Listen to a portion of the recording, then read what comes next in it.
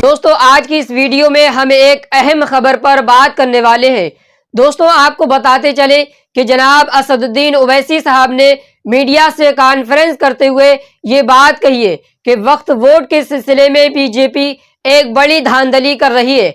आखिरकार दोस्तों जनाब असदुद्दीन ओवैसी साहब ने मीडिया के साथ वक्फ बोर्ड के सिलसिले में ऐसा क्या सच बताया है कि जिसे सुनने के बाद आप लोग भी हैरान रह जाएंगे।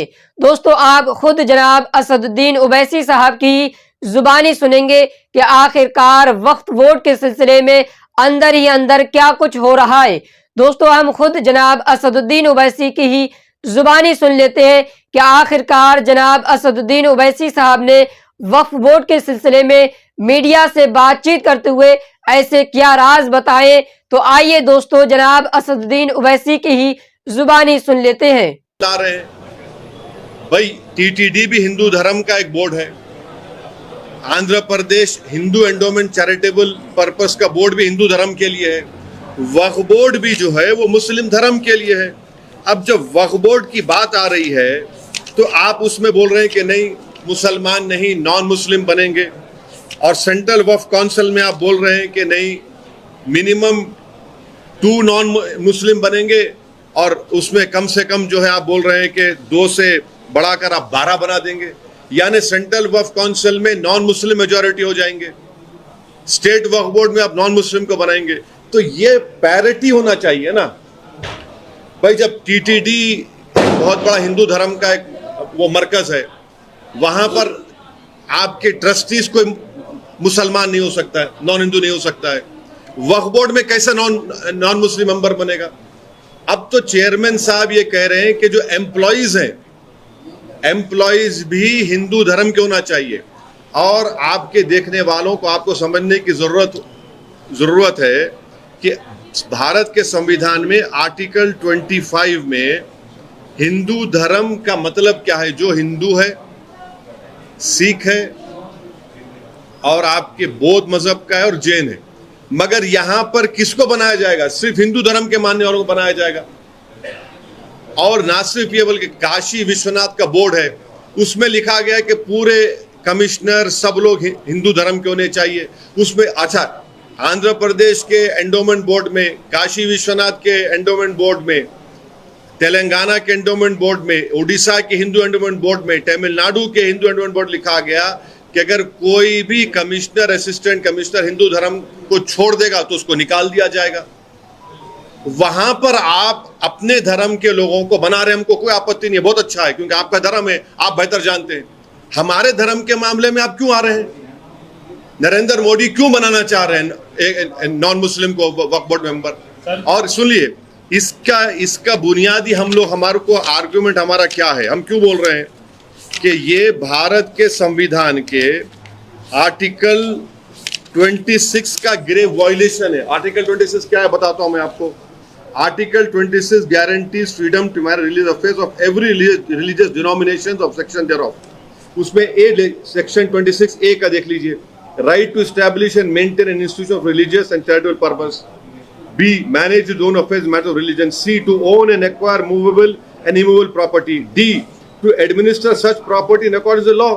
ये पूरा वायलेशन और आर्टिकल 26 का जो प्रपोज बिल में, और आप यहां पर बोल रहे हैं कि नहीं मुसलमान नॉन मुस्लिम को बना देंगे वक्फ बोर्ड में। जो टीटीडी के चेयरमैन ने कहा है हम उसके मुखालिफ नहीं हैं, बल्कि उसके ट्रस्टीज तो जो 24 ट्रस्टीज बनाई गई है उसमें देख लीजिए, उसमें किसका नाम है? उसमें किसी नॉन हिंदू का नाम है नहीं है उसमें। इसीलिए हम ये ऑब्जेक्शन हमारा ये है कि प्रपोज बिल में नरेंद्र मोदी हिंदू धर्म के लिए जो चीजें हैं वहां पर प्रोटेक्ट कर रहे हैं, जो मुस्लिम धर्म की जो चीजें हैं वहां पर आप नॉन हिंदूज को ला रहे हैं। क्यों ला रहे हैं बता रहा हूं। इसलिए ला रहे हैं कि वक्फ बोर्ड के एक्ट में 5 साल का डायरेक्ट मैनेजमेंट का प्रोविजन है। तो नरेंद्र मोदी एक तो कलेक्टर को पावर्स दे रहे हैं, दूसरा सीईओ जो होगा वो मुसलमान नहीं होगा, वो भी बिल में है। 5 साल का डायरेक्ट मैनेजमेंट लेकर आप पूरे वक्फ बोर्ड को बर्बाद करना चाहते हैं। आप मुसलमानों की मस्जिदों को, मुसलमानों की दरगाहों को, खानखाओं को, उस जमीनों को हासिल करना चाह रहे हैं। तो वक्फ जो बिल लाया नरेंद्र मोदी ने लाया है, वो वक्फ को बचाने के लिए नहीं लाया है, वक्फ को बचाने के लिए नहीं बल्कि वक्फ को लूटने के लिए लाए हैं। जिस जमीन का मालिक अल्लाह है, नरेंद्र मोदी कह रहे कि नहीं उसका मालिक मैं होऊंगा और कलेक्टर मेरा नायब होगा वहां पर।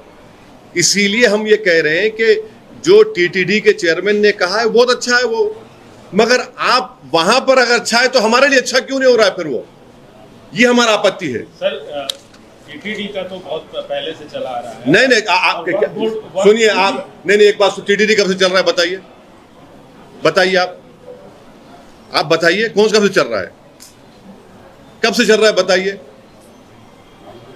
वह सुनिए, दुनिया में दान का कॉन्सेप्ट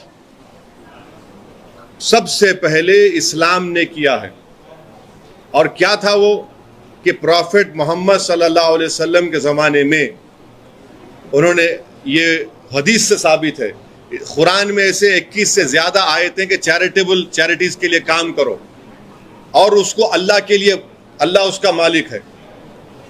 आप लोगों को, देश की जनता को नरेंद्र मोदी आरएसएस ने ये वहम फैला दिया कि जहां पर वक्फ बोर्ड उंगली रख देगा वक्फ की प्रॉपर्टी हो जाएगी, जहां पर कोई नमाज पढ़ लेगा वक्फ की प्रॉपर्टी। ऐसा नहीं है, ऐसा नहीं, सुनिए हमारी बात, ऐसा बिल्कुल नहीं है।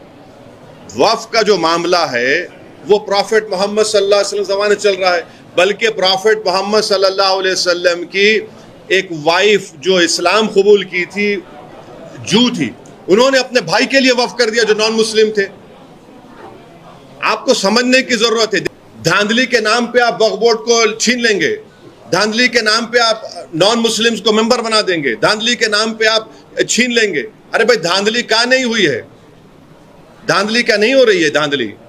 वक्फ बोर्ड को कैसे आपको लगता है कि इस तरीके से आपने ये भी कहा कि हुआ है, लेकिन उसको कैसे ठीक किया जाए, कैसे आपको लगता है कि ये इसको ठीक करने के, अच्छा एक सुनिए अभी आप, मोदी जी क्या कर रहे हैं, एक सेक्शन है 95 एक्ट में, अगर कोई चोरी से वक्फ प्रॉपर्टी को बेचता है तो उसको 2 साल की सजा, रिगरस इम्प्रिजनमेंट और नॉन बेलेबल। नरेंद्र मोदी क्या कर दिए, 6 महीने कर दिए, उसको बेलेबल कर दिए। वक्फ की प्रॉपर्टी बचा रहे हैं आप लोगों को मालूम कि सच्चर कमेटी ने दिल्ली में कहा कि 123 वक्फ प्रॉपर्टीज गवर्नमेंट ऑफ इंडिया के इलीगल कब्जे में है।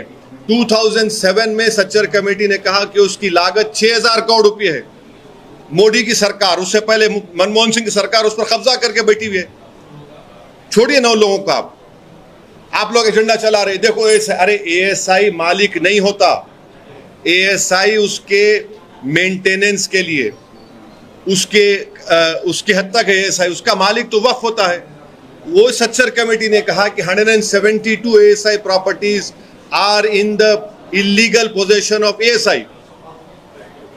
यही तो हम बता रहे हैं, अगर हिंदू एंडोमेंट के लिए कोई बात अच्छी है तो मुस्लिम धर्म के लिए क्यों अच्छी नहीं होगी। आपको मालूम महाराष्ट्र में पंढरपुर एक बहुत बड़ी मंदिर है, पंढरपुर, वहां का कोई भी ट्रस्टी नॉन हिंदू नहीं हो सकता है। सेक्शन 22 पढ़ लो पंढरपुर ट्रस्ट एक्ट का। ये जो कानून ला रहे हैं ये वक्फ को बचाने के लिए नहीं ला रहे नरेंद्र मोदी। नरेंद्र मोदी इस कानून से आरएसएस के एजेंडे को पूरा करना चाहते हैं। 6 दिसंबर को तो आपने मस्जिद को शहीद कर दिया था, अब आप कानून के जरिए से कलेक्टर को इस्तेमाल करके बोल देंगे कि नहीं नहीं ये प्रॉपर्टी वक्फ की नहीं है। यही तो हम बता रहे हैं, इनकी नीयत में, इनकी नीयत साफ नहीं है नरेंद्र मोदी की। कल जब ये बिल लेकर आएंगे पार्लियामेंट में तो बोलेंगे देखो मुसलमानों से हमने उनकी मस्जिद छीन ली, हमने दरगाह छीन ली उन लोगों से, हमने उनकी जमीन छीन ली। पहले झूठा प्रोपेगेंडा करे पूरे देश में, 8 लाख के मुसलमानों के कितने बोले, 5.5 लाख एकड़ है। अरे बेशर्मों की भी हद होती है, बेशर्मी की। तमिलनाडु, आंध्रा, तेलंगाना और ओडिशा के 11 हिंदू एंडोमेंट प्रॉपर्टीज को मिला लेंगे, वो 10 लाख एकड़ के बराबर हो जाती। बिहार, यूपी तो नहीं मिलाया अभी मैं, बंगाल नहीं मिलाया मैं, मगर देश में प्रोपेगेंडा क्या किया आरएसएस बीजेपी, मुसलमानों के 5.5 लाख एकड़। अरे मेरे नहीं है, उसका मालिक अल्लाह है। ये भरम फैलाया जा रहा है।